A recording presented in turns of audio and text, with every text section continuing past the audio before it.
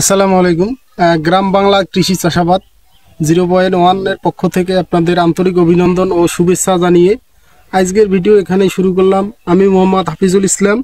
তো আমরা আজকে আপনাদের একটা জিনিস দেখাবো, সেটার নাম হলো G9, অর্থাৎ G9 কলা।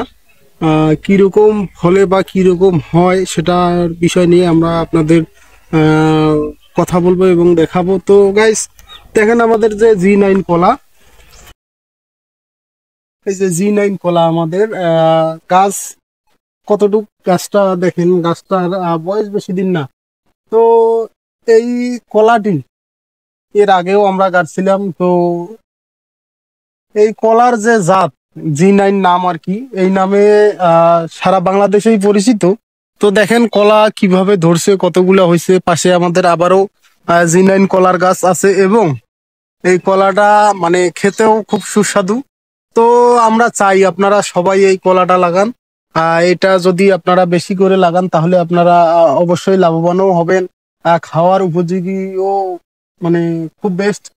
যদি আপনারা খান তাহলে বুঝবেন যে অন্যান্য কলার চেয়ে এই যে G9 কলা কিরকম স্বাদ।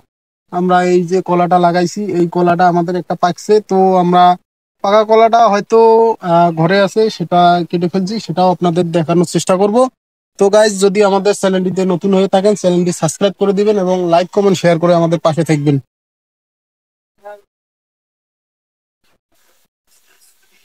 তো গাইস, আমরা আপনাদের দেখাচ্ছি যে আমাদের যে এই যে কলা G9 কলা, দেখেন একটা ছড়াতে কতগুলো করে ধরছে। তো এই কলার সাইজ কিরকম আপনারা দেখতেই পাচ্ছেন। আমাদের একটা ছড়ার কলা এই জায়গায় কতটি, এই যে দেখেন,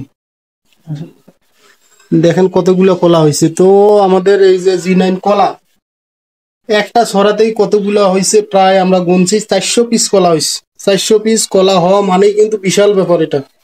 তো গাইস, আজকের ভিডিও এখানেই শেষ করলাম। সবাইকে ধন্যবাদ, তাই বলে ভিডিওটি শেষ করলাম।